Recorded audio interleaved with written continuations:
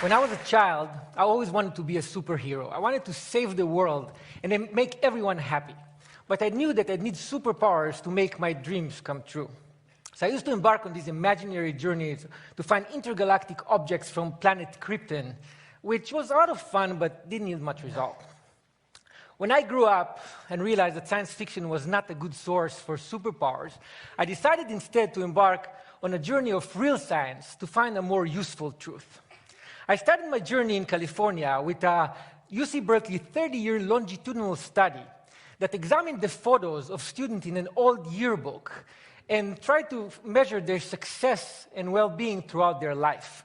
By measuring the students' smiles, researchers were able to predict how fulfilling and long-lasting a subject marriage will be, how well she would score in standardized tests of well-being, and how inspiring she would be to others. In another yearbook, I stumbled upon Barack Obama's picture. When I first saw his picture, I thought that his superpowers came from his super collar. But now I know it was all in his smile. Another aha moment came from a 2010 Wayne State University research project that looked into pre-1950s baseball cards of major league players. The researchers found that the span of a player's smile could actually predict the span of his life. Players who didn't smile in their pictures lived an average of only 72.9 years, whereas players with beaming smiles lived an average of almost 80 years. The good news is that we're actually born smiling. Using 3D ultrasound technology, we can now see that developing babies appear to smile even in the womb.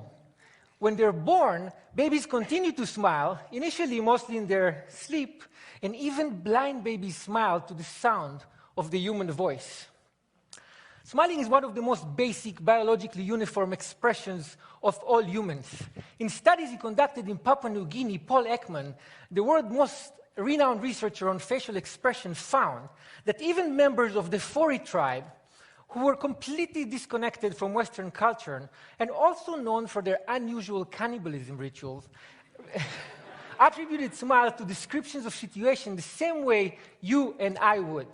So from Papua New Guinea to Hollywood, all the way to modern art in Beijing, we smile often and use smile to express joy and satisfaction. How many people here in this room smile more than 20 times per day? Raise your hand if you do. Oh, wow. Outside of this room, more than a third of us smile more than 20 times per day, whereas less than 14% of us smile less than 5. In fact, those with the most amazing superpowers are actually children who smile as many as 400 times per day. Have you ever wondered why being around children who smile so frequently make you smile very often? A research study at Uppsala University in Sweden found that it's very difficult to frown when looking at someone who smiles. You ask why? Because smiling is evolutionarily contagious and it suppresses the control we usually have on our facial muscles. Mimicking a smile and experiencing it physically help us understand whether a smile is fake or real, so we can understand the emotional state of the smiler. In a recent mimicking study at the University of Clermont-Ferrand in France, subjects were asked to determine whether a smile was real or fake while holding a pencil in their mouth to repress smiling muscles. Without the pencil, subjects were excellent judges, but with the pencil in their mouth, when they could not mimic the smile they saw, their judgment was impaired. In addition to theorizing on evolution in the origin of species, Charles Darwin also wrote the facial feedback response theory. His theory states that the act of smiling itself actually makes us feel better, rather than smiling being merely a result of feeling good.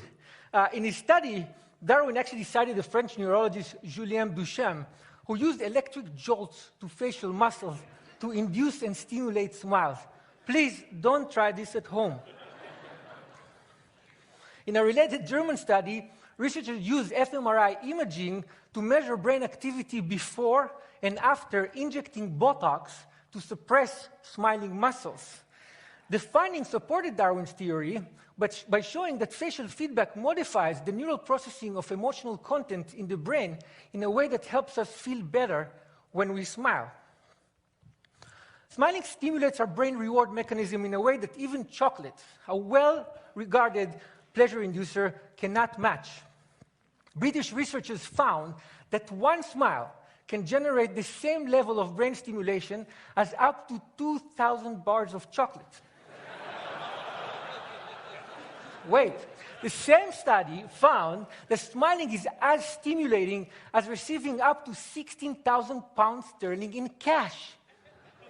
That's like 25 grand a smile. It's not bad. And think about it this way. 25,000 times 400, quite a few kids out there feel like Mark Zuckerberg every day. And unlike lots of chocolate, lots of smiling can actually make you healthier.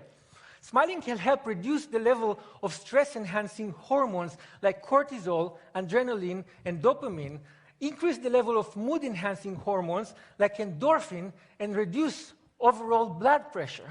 And if that's not enough, smiling can actually make you look good in the eyes of others. A recent study at Penn State University found that when you smile, you don't only appear to be more likable and courteous, but you actually appear to be more competent. So whenever you want to look great and competent, reduce your stress, or improve your marriage, or feel as if you just had a whole stack of high-quality chocolate without incurring the caloric cost, or as if you found 25 grand in a pocket of an old jacket you hadn't worn for ages, or whenever you want to tap into a superpower that will help you and everyone around you live a longer, healthier, happier life, smile.